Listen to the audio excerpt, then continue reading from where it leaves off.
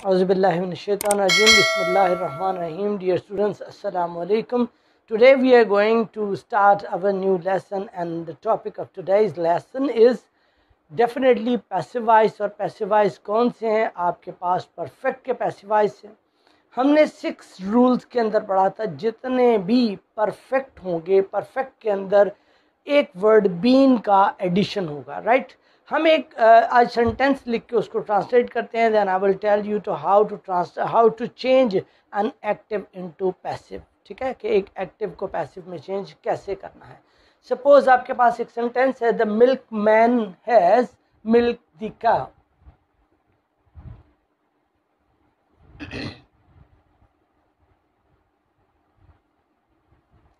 The milkman has milked the cow.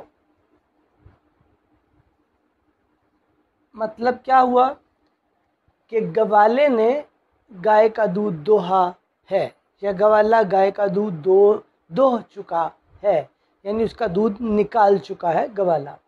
अब बिक चुका है मतलब आपका परफेक्ट होगा, प्रेजेंट परफेक्ट है.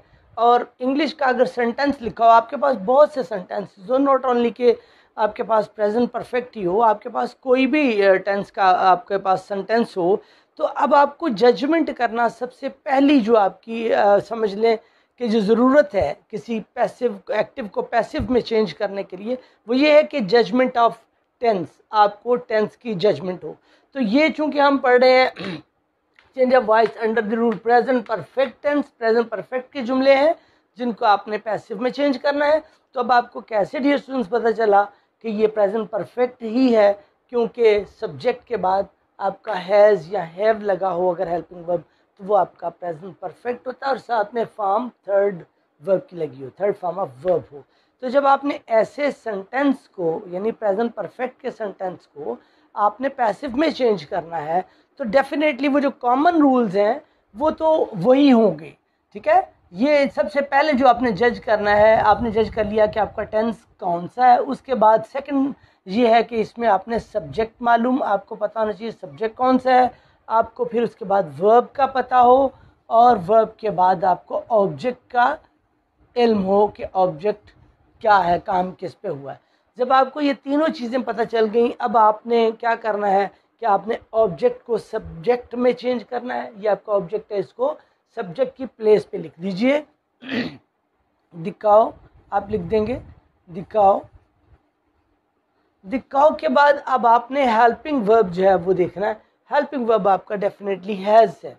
ठीक है, ये दिखाओ सिंगुलर है, तो आप सिंगुलर के साथ हेल्पिंग वर्ब भी सिंगुलर ही लगाएंगे, क्योंकि प्रेजेंट परफेक्ट के अंदर जो आपके हेल्पिंग वर्ब्स होते हैं, मैं आपको एक क्लू के लिए लिख देता हूँ कि आपके हेल्पिंग वर्ब जो होते हैं वो टेंस के अंदर हैज़ या हैव होते हैं. तो डेफिनेटली चेंज ऑफ वॉइस में भी आपके हैज़ या हैव में से ही होंगे. अब आपने देखना है यहाँ पर हैज़ लगेगा या हैव, तो डेफिनेटली ये चूँकि सिंगुलर है तो आप हैज़ लगाएंगे. आई के साथ, वी के साथ, यू और दे के साथ हैव लगता है और बाकियों के साथ हैज़. अब आपने दिखाओ थर्ड पर्सन सिंगुलर के साथ आपने हैज़ लगाया, और आपके वो जो 6 रूल्स थे उसके मुताबिक आपने बीन ऐड करना होता है word. The cow has been, और फॉर्म ऑफ वर्ब थर्ड आती है मिल्क्ड. ऑलरेडी इसमें भी थर्ड ही है, इसके पैसिव में भी थर्ड ही होगी. The cow has been milked. अब किसने दोई है? बाय मिल्कमैन ने, बाय द मिल्कमैन आप यहाँ पर लिख देंगे.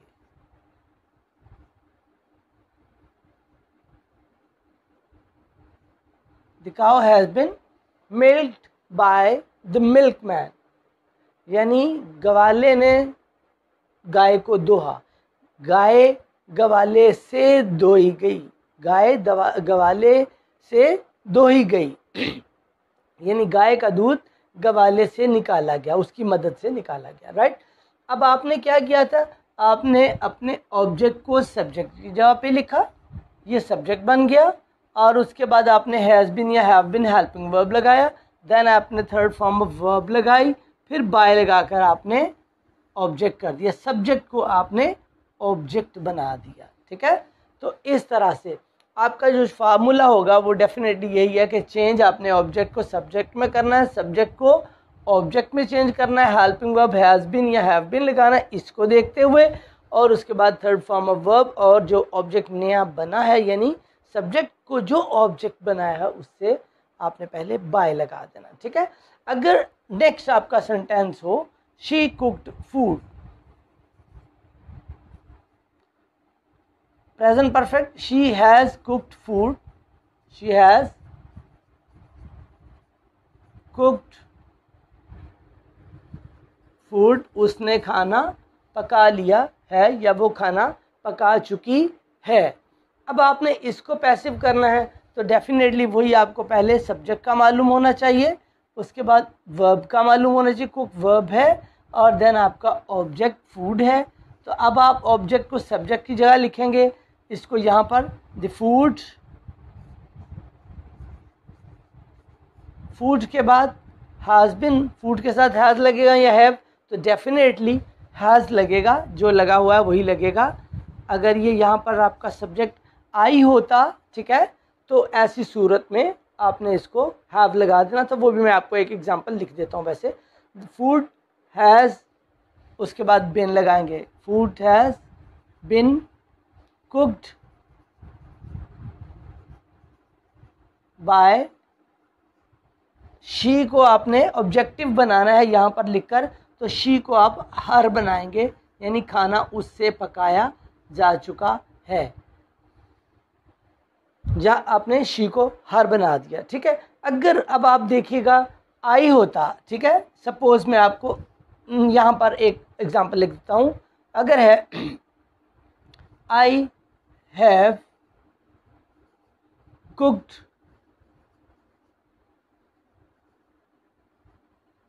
फूड,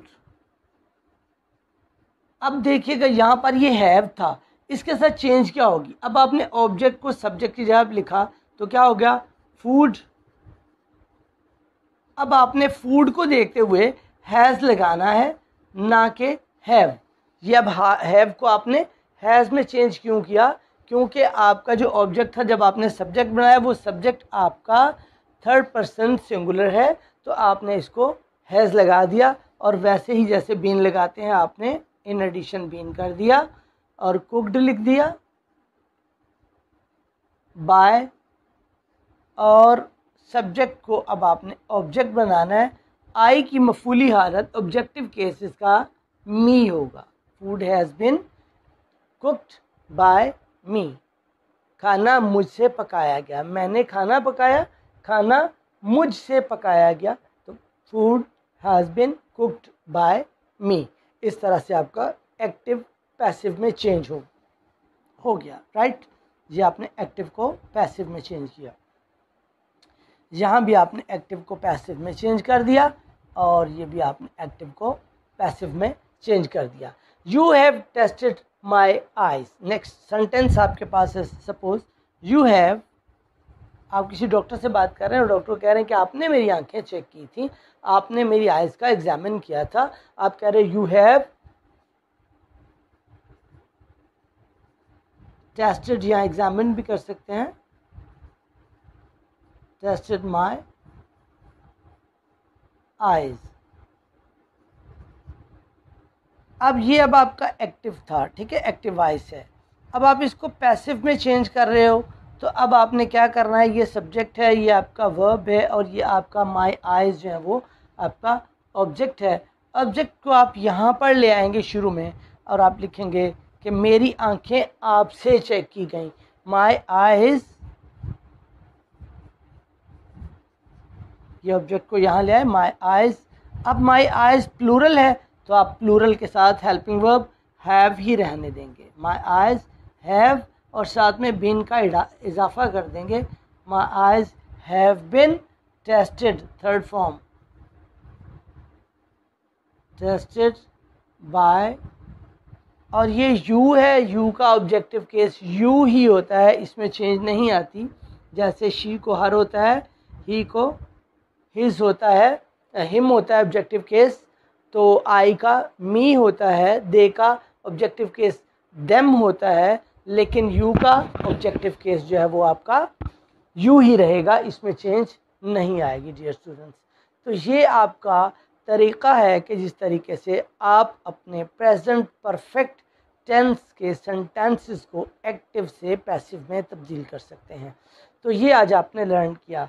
अगर आप कहते हो इसका कोई फार्मूला आपको बताया जाए तो वो आई डोंट थिंक कि कोई इतना टफ है। वो मैंने आपको ये वो की मदद से ऑब्जेक्ट को इस प्लेस बदलना और इसको उधर एंड पे लिखना, और हैज़ बीन आपने सिर्फ बीन का इजाफा करना है। Otherwise there is nothing so difficult to tell you. I don't think that it is necessary for you to be told कि ये लाजिम नहीं है आपको ये बताया जाए। मुझे उम्मीद है ये लाइट से सेंटेंसेस बिल्कुल ईजी आपको लगे होंगे और आपको समझ यकीनी तौर पर इंशाल्लाह ताला आगे होंगे। आज का ये लेक्चर आई होप दैट कि आपको इन्फॉर्मेटिव लगा होगा और आपने कुछ नया सीखा होगा। अगर ऐसा ही है तो आप हमारे इस चैनल को लाइक कीजिए, शेयर कीजिए और सब्सक्राइब कीजिए। और अगर फर्स्ट टाइम आप देख रहे हैं तो फिर ऐसा ज़रूर कीजिए और साथ बेल आइकन को भी प्रेस कर दीजिए ताकि हर नया आने वाला लेक्चर आपको मिलता रहे और इसी तरह आपके लिए इन्फॉर्मेशन में इजाफा होता रहे। इंशाल्लाह मुलाकात होती है अगले लेक्चर में। तब तक के लिए इजाज़त। अल्लाह हाफ़िज़।